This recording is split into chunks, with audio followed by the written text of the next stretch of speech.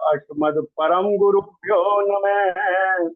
अस्मद सर्व गुरुभ्यो नमः। श्री राधा कृष्णाभ्याम नमः। श्रीमते रामानुजाय नमः।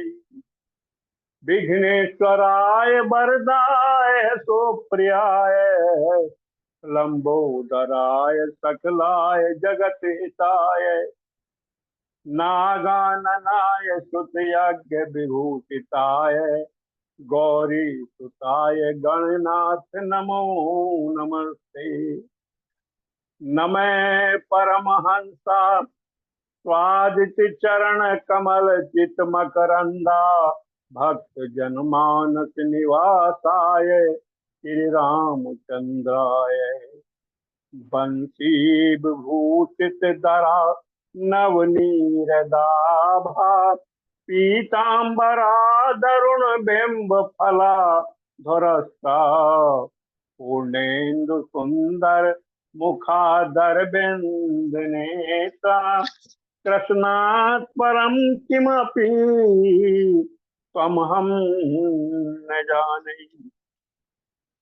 शरीरं स्वरूपं ततो वैकलत्रं यस्चारुचित्तं धनं मेरुतुल्यं मनश्चैतलग्नै श्री गुरुरंगि पद्मे तत्किं तत्किं तत्किं तत्किं कृष्णं त्वदीयाय पद पंकज पंचरान्ते अद्यैव ते विशतु मानस राजवंशे प्राण प्रियाण समय कफ बात पित्तई कंठावरोधेन विधौ स्मरणं कुतस्ते बर्रः पीडं नटवर बपु कर्णियो कर्णिकारं बिभ्रद वासम कनक कपिशं पैजयन्ती च मालाम् रंधान वेणुधर सुधिया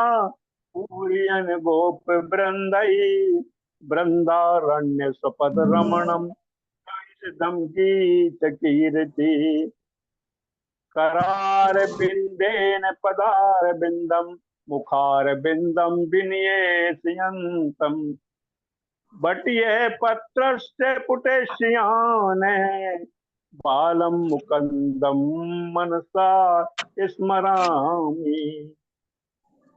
श्री लक्ष्मीनाथ समारंभा नाथया मुनि मध्यमाम अस्मदाचार्य पर्यंतम वंदे श्री गुरु परंपरा।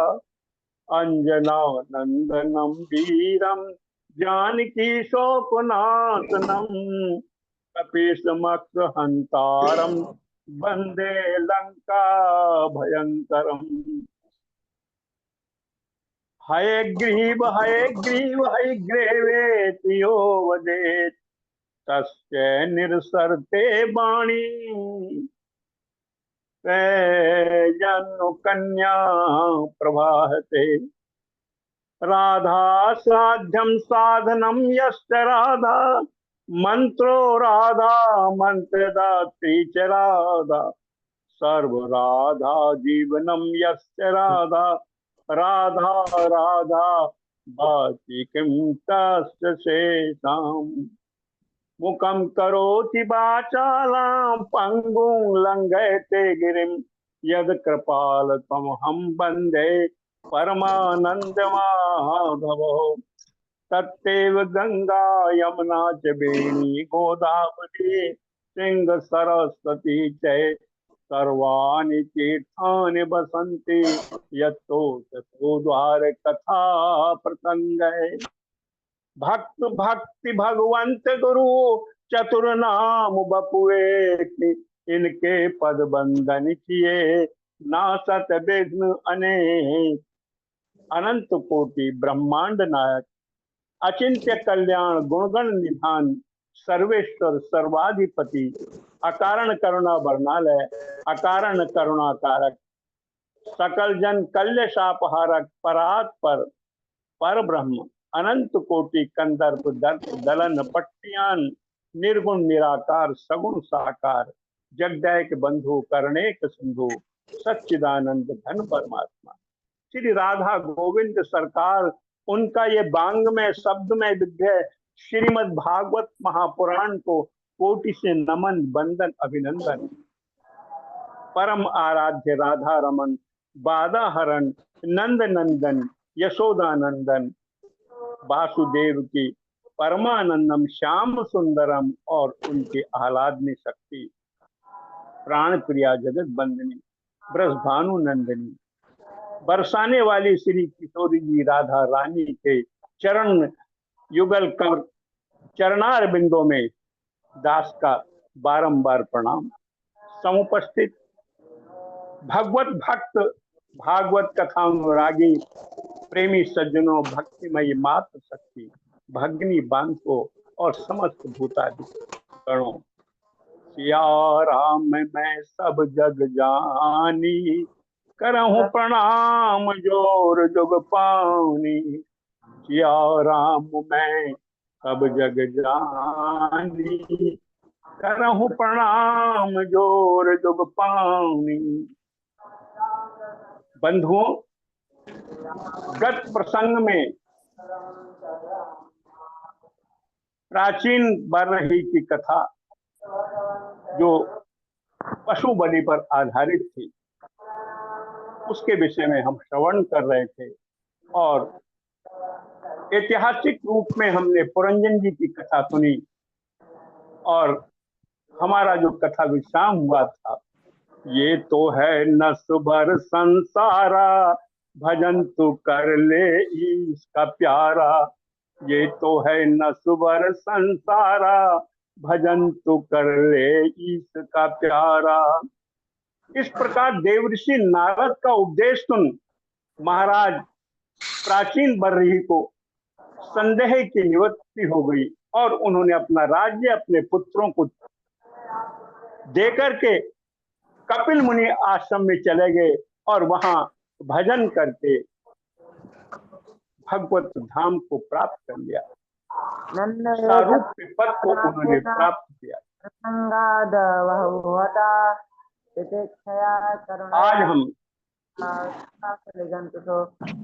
महाराज प्रियव्रत का चरित्र के विषय में श्रवण करेंगे। हम ये पंचम स्कंद में प्रवेश करते हैं। स्थिति वैकुंठ विजया, पंचम स्कंद को अष्टान कहते हैं।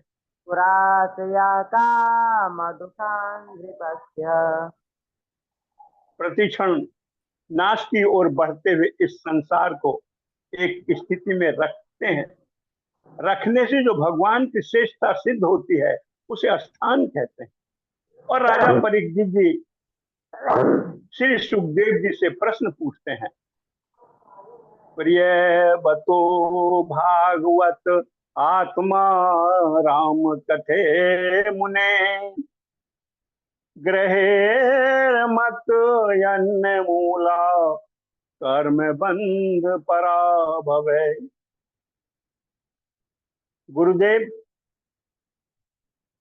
प्रियव्रत भगवान के परम भक्त और आत्माराम थे, फिर उन्होंने किस कारण से कर्म बंधन में डालने वाले ग्रस्त आश्रम को स्वीकार किया, संतान आदि को प्राप्त कर ग्रस्त में रहते रहे और उन्होंने किस प्रकार आत्मज्ञान को प्राप्त किया, यह सब बताने की कृपा करें। श्री सुखदेव जी कहते हैं, बाल मुक्तम भगवत उत्तम श्लोकस्य, श्रीमच्चरणारविंद मकरंद रस, आवेशित चेतसो भागवत परमहंस दैत कथा, किंचिदन्यराय विहताम स्वाशिवतमा पदवीन प्रायेण हिन्वन्ति। परीक्षित, तुम्हारा कथन सत्य है। ग्रस्त आश्रम यद्यपि बंधन में डालने वाला है, परंतु जिसका चित्त एक बार भगवान के चरणों में लग जाता है, जिन्होंने उनके चरण कमल का मकरंद रस का पान कर लिया है, वो थोड़ी बहुत शारीरिक विघ्न बाधा उत्पन्न होने पर भी भगवान के कल्याण मार्ग को नहीं छोड़ते। प्रियव्रत बचपन से बैरागी थे। उनके पिता मनु ने उनसे कहा तुम विवाह बंधन में बंध जाओ। वो मना कर देते हैं और कहते हैं पिताजी अभी हम अकेले हैं, विवाह के बाद पत्नी आ जाएगी, हम चार पैर वाले हो जाएंगे। और चार पैर तो जो हैं वो पशु के होते हैं, और विवाह के बाद संतान हो जाएगी तो दो पैर उनके यानी छह पैर के हो जाएंगे, और छह पैर तो मधुमक्खी के होते हैं। जीवन भर मधुमक्खी की तरह एकत्र करते रहेंगे, और फिर पुत्र के भी पुत्र हुआ तो आठ पैर हो जाएंगे। आठ पैर जो हैं वो मकड़ी के होते हैं पिताश्री, जो अपनी वेब डिजाइन में फंस करके खुद ही मर जाती है। इसलिए मुझे विवाह नहीं करना है। पुत्र के मुख से ऐसे वचन सुन करके मनु जो हैं वो दुखी हो जाते हैं, पिता जो है दुखी हो जाते हैं। महर्षि नारद के आदेश से जब प्रियव्रत जी ने सन्यास की दीक्षा ले ली, तब ब्रह्मा जी को इसके विषय में ज्ञान हुआ। तो ब्रह्मा जी स्वयं प्रियव्रत के पास आए और आकर के बोले पुत्र जो तुमने प्रतिज्ञा की है उसे त्याग दो और पिता की इच्छा पूर्ण करो। तुम संसार का यही नियम है कि वंश वृद्धि के लिए विवाह करना ही पड़ता है। ब्रह्मा जी समझाते हुए कहते हैं भयम प्रमतस्य वन्येश पश्चाद यत से आस्ते सहसक सपत्न जितेन्द्रियस्यात्मरते बुधश्चय ग्रस्तास्तम किम न करोति बद्धयम्। ब्रह्मा जी ने कहा बेटा प्रियव्रत जो असावधान है, उनकी इंद्रियां जिनके बस में नहीं रहती है, वे यदि वन में भी रहते हैं तब भी उनका पतन हो जाता है और उन्हें पतन का सदा डर बना रहता है। परंतु जिन्होंने अपनी इंद्रियों को अपने वश में कर लिया है, ऐसे आत्मज्ञानी पुरुष का ग्रस्त आश्रम कुछ बिगाड़ नहीं सकता। इसलिए तुम संसार में रहते हुए भी भगवान के दिए हुए भोगों को भोगो, और फिर जब तुम्हारी इच्छा हो जाए तब आत्म स्वरूप में स्थित हो जाना। ब्रह्मा जी के समझाने पर और अपने पिता की आज्ञा पालन करने हेतु देव ऋषि जी की आज्ञा से, देव ऋषि नारद जी की आज्ञा से उन्होंने विश्वकर्मा की पुत्री वहिष्मति से विवाह किया, जिससे 10 पुत्र और एक कन्या उत्पन्न हुई। 10 पुत्र का क्रम आग्निघ्र, इद्मजिह्व, यज्ञबाहु, महावीर, हिरण्यरेता, धृतपृष्ठ, सवन, मेधारी, स्थिर, वितिहोम और कवि नामक ये 10 पुत्र हुए। और ऊर्जस्वती कन्या उत्पन्न हुई। ऊर्जस्वती का विवाह दैत्य गुरु शंकराचार्य से हुआ, जिससे देवयानी का जन्म हुआ। और महाराज प्रियव्रत की दूसरी पत्नी जो थी, उससे उत्तम, तामस और श्वेत नामक 3 पुत्र हुए, जो अपने नाम वाले मन मंत्रों के अधिपति हुए। एक बार महाराज प्रियव्रत जी ने देखा कि सूर्य नारायण पृथ्वी के आधे भाग को ही प्रकाशित कर पाते हैं, आधे भाग में अंधेरा रहता है। उस अंधकार के कारण प्रजा अपना कार्य नहीं कर पाती। तब महाराज प्रियव्रत अपने ज्योतिर्मय रथ में बैठ करके सूर्य की गति से पृथ्वी की 7 परिक्रमा कर डाली। इससे सूर्य की गति रुक गई। ब्रह्मा जी ने जब यह देखा कि प्रियव्रत के पास आए और उन्होंने समझाया, पुत्र यह जो भी होता है, जो लोग दिन भर कार्य करके थक जाते हैं उनके लिए रात्रि बनाई गई है ताकि वो विश्राम करें। और ब्रह्मा जी के समझाने पर महाराज प्रियव्रत ने अपना यह संकल्प छोड़ दिया। और देखिए, महाराज प्रियव्रत के रथ के पहिए से जो लोक बनी वो सप्त समुद्र हुए और उनसे पृथ्वी में 7 द्वीप बन गए। उनके नाम जम्बू द्वीप, लक्षद्वीप, शालमली द्वीप, कुश, क्रौंच, साट, पुष्कर द्वीप बने। और समुद्र आप देखिएगा, जो 7 समुद्र हैं, खारे जल का समुद्र है, गन्ने का रस का समुद्र है, मदिरा का समुद्र है, घी का समुद्र है, दुग्ध का समुद्र है, तक्र का समुद्र है और शुद्ध जल का समुद्र है। इन सप्त समुद्रों की जो है वो रचना हो गई। जम्बू द्वीप के राजा प्रियव्रत के पुत्र अग्निग्र हुए और अग्निग्र के भी 9 पुत्र हुए। अग्नि ने जम्बू द्वीप के 9 खंड कर दिए और इन 9 खंडों में पहला खंड अजनाब खंड है, जिसके राजा हुए नाभि और नाभि के पुत्र जो है ऋषभदेव हुए। प्रियव्रत ने अपने एक एक पुत्र को एक एक दीप दिया और फिर वन में चले गए और वहां देव ऋषि नारद के उपदेश से आत्म तत्व को प्राप्त कर लिया। सुखदेव जी कहते हैं कि हे राजन परीक्षित, महाराज नाभि को कोई पुत्र नहीं था। पुत्र प्राप्ति की कामना से उन्होंने अश्वमेध यज्ञ किया और महाराज नाभि के द्वारा किए हुए यज्ञ से भगवान प्रसन्न हो गए और महाराज नाभि की यज्ञशाला में प्रकट हो गए।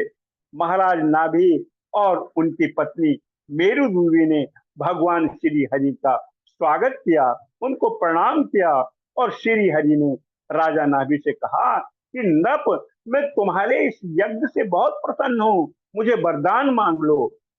तब राजा नाभि ने भगवान हरि से कहा, तो तुम्हें जान हो अंतर्यामी,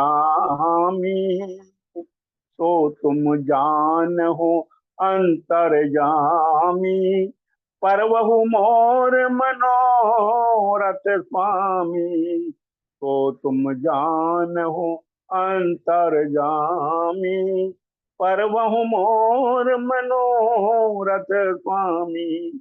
आप तो मेरे हृदय के भाव जानते हैं और यदि आप मुझे वरदान देना चाहते हैं तो मेरी इच्छा अनुसार मुझे वरदान दीजिएगा। हे प्रभु, मुझे आपके जैसा ही एक पुत्र चाहिए।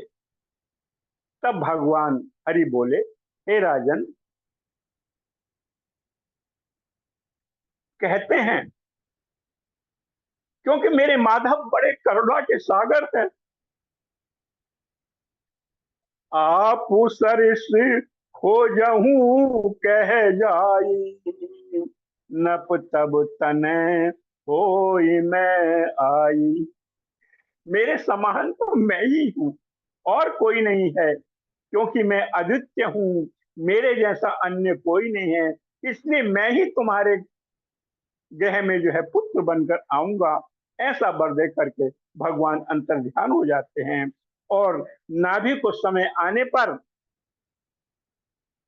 महारानी मेरुदेवी के गर्भ से एक दिगंबर सन्यासी शुद्ध में, शुद्ध सत्व में विग्रह एक प्रकट हो जाते हैं और जब तक जो है वो प्रकट होते हैं तब तक महाराज नाभि भाव से गुनगुनाने लगते हैं। सांसों की माला में सिमरूं मैं हरि का नाम, सांसों की माला में मैं सिमरूं हरि का नाम, अपने मन की मैं जानूं पीके मन की राम, सांसों की माला में सिमरू में पी का नाम। सांसों की माला में सिमरू में पी का नाम, पी का नाम। बंधुओं, गाना आता हो या ना आता हो, पर गाना चाहिए। स्वर की गति में क्या जानू, स्वर की गति में क्या जानू, स्वर की गति में क्या जानू। हाँ प्यारे, हरि हरि हरि कहना जानू, मैं तो राधे राधे कहना जानू। सांसों की माला में सिमरू में पी का नाम, अपने मन की मैं जानू, पी के मन की राम। और भक्त का भाव देखिए, भक्त कहता है कि हमें गरज नहीं ये दुनिया किसी के साथ रहे, हमें गरज नहीं ये दुनिया किसी के साथ रहे, बस मैं तेरे साथ रहूं और तू मेरे साथ रहे। और फिर वो अपने गुनगुनाने लगते हैं, मग्न हो जाते हैं। स्वर की गति में क्या जानू, मैं तो हरि हरि कहना जानू, मैं तो राधा राधा कहना जानू। सांसों की माला में सिमरू मैं पी का नाम, सांसों की माला में सिमरू मैं पी का नाम, अपने मन की मैं जानू, पी के मन की राम। स्वर की गति में क्या हूँ, स्वर की गति में क्या जानू, मैं तो हरि हरि हरि कहना जानू, मैं तो राधे राधे कहना जानू। आज का ये छोटा सा वक्तव्य गुरुदेव के चरणों में समर्पित। राधे राधे।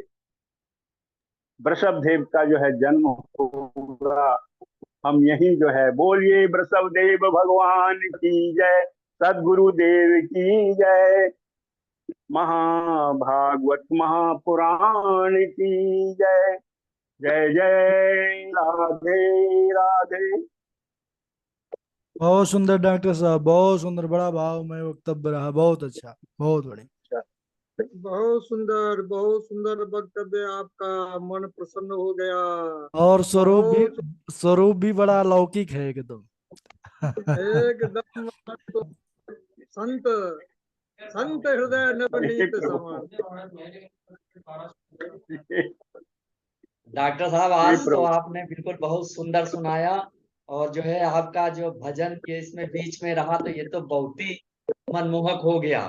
और फिर आपने कह ही दिया कि मन की गति, अपने मन की गति तो हम जानते ही हैं। बहुत अच्छा लगा। जी भैया जी, आपका बहुत बहुत धन्यवाद। बस गुरुदेव से प्रेरणा लेता रहता हूँ। और हमारे जो है ये क्या नाम, गणेश भैया जो हैं, जय हो, दादाजी सभी को बहुत मेरा अच्छा लगा। धन्यवाद, साधुवाद। दादाजी बहुत अच्छा अच्छा लगा। अच्छा अच्छा। मंजू बेटी, आप एक हफ्ते से कह रही मंजू बेटी कि मेरा प्रवचन होगा, लेकिन आप क्यों जान चुरा रही हैं? अरे आपको दादाजी करना होगा, हो तैयार चुकी है, रहें। आपके वक्त में कर नहीं, रही हो थी। चुकी है, चलो वो कोई बात नहीं, हो गई, तैयार रहना चाहिए।